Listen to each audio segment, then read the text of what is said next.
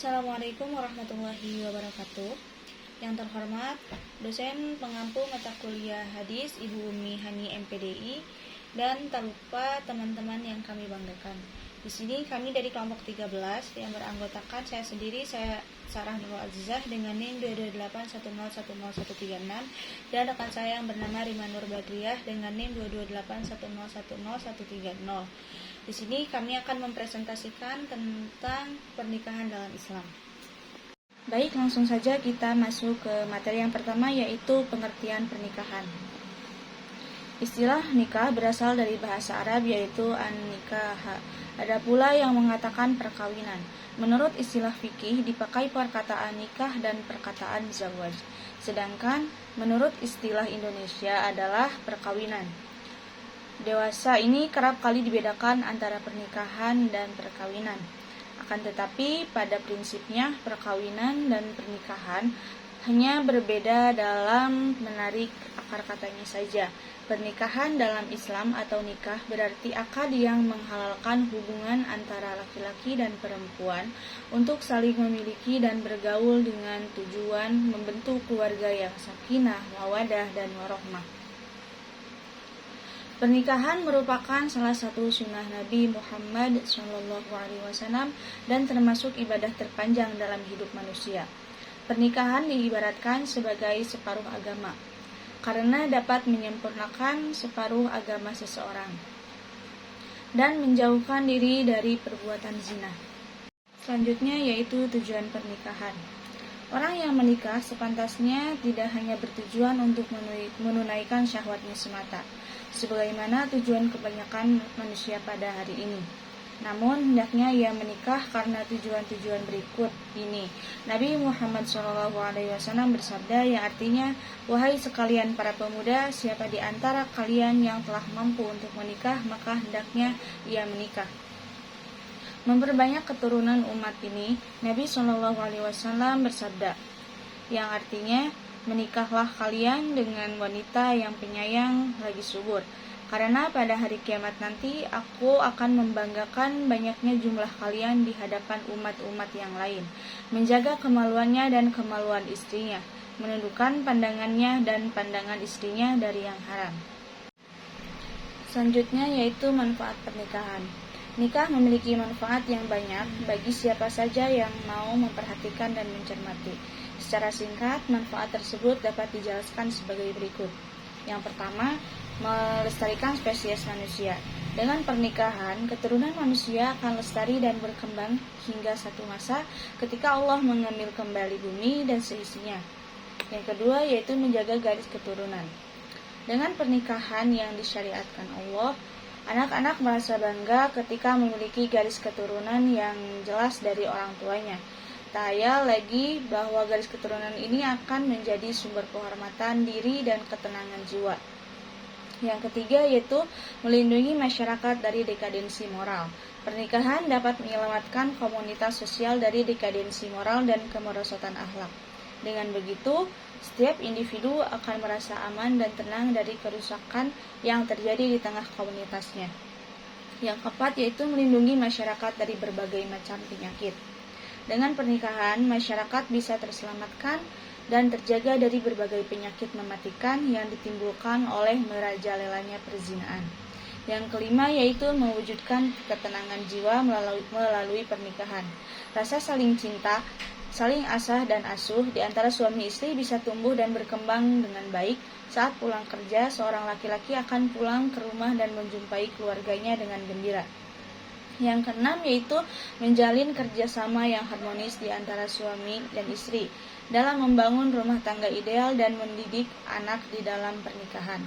Suami istri dituntut untuk bekerja sama dalam membangun rumah tangga dan mengemban tanggung jawab dalam mendidik anak-anak mereka. Yang ketujuh yaitu memupuk rasa kebapaan dan keibuan. Dengan pernikahan, perasaan kebapaan dan keibuan akan tumbuh subur dalam diri suami istri.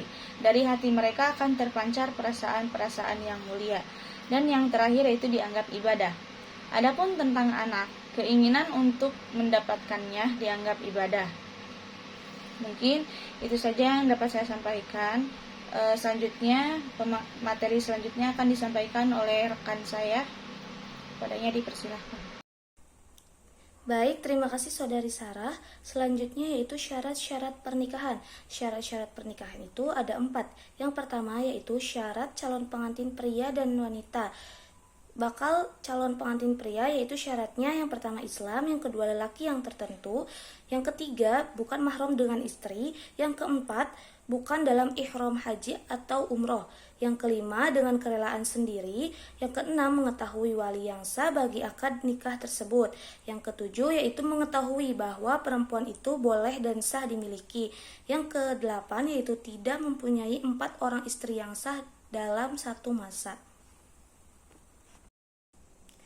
Selanjutnya yaitu syarat bakal calon perempuan. Ada 7. Yang pertama Islam, yang kedua perempuan yang tertentu, yang ketiga tidak dalam keadaan iddah, yang keempat bukan dalam ihram, yang kelima dengan rela hati, yang keenam bukan perempuan mahram dengan bakal suami. Yang ketujuh yaitu bukan istri orang atau masih ada suami. Selanjutnya syarat wali. Syarat wali ada 10. Yang pertama adil, yang kedua Islam, yang ketiga baligh, yang keempat merdeka, yang kelima lelaki, yang keenam tidak fasik, kafir dan murtad. Yang ketujuh yaitu bukan dalam ihram haji atau umroh.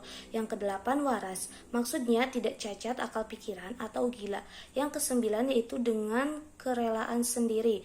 Yang kesepuluh yaitu tidak muflis. Selanjutnya yaitu syarat wali. Yang pertama ada Islam, yang kedua lelaki, yang ketiga baligh, yang keempat berakal, yang kelima merdeka, yang keenam itu sekurang-kurangnya 2 orang, yang ketujuh yaitu memahami kandungan lafaz ijab qabul, yang kedelapan dapat mendengar, melihat dan bercakap, yang kesembilan yaitu adil, yang kesepuluh bukan tertentu yang menjadi wali. Selanjutnya yaitu syarat ijab qabul. Syarat ijab qabul itu ada 2. Yang pertama syarat sah sigot atau ijab qabul, yaitu kedua belah pihak sudah tamyiz dan ijab qabulnya dalam satu majelis. Yang kedua yaitu rukun ijab qabul. Yang pertama adanya pengantin laki-laki dan perempuan, yang kedua wali, yang ketiga saksi, yang keempat ijab dan qabul, yang kelima yaitu ridhonya kedua mempelai. Selanjutnya yaitu hukum pernikahan. Hukum pernikahan ada 5. Yang pertama yaitu wajib. Wajib apabila bagi seorang yang sudah mampu secara finansial dan apabila orang tersebut memiliki syahwat besar yang mengkhawatirkan akan terjadi perzinahan jika meninggalkan pernikahan. Yang kedua yaitu sunnah. Apabila ia merasa mampu untuk menjaga kemaluannya dan masih ragu untuk memiliki keturunan. Yang ketiga yaitu makruh. Apabila seseorang tidak suka dengan pernikahan, tidak ada keinginan untuk memiliki keturunan dan berniat untuk memutuskan dari ibadah yang tidak wajib itu, yaitu menikah.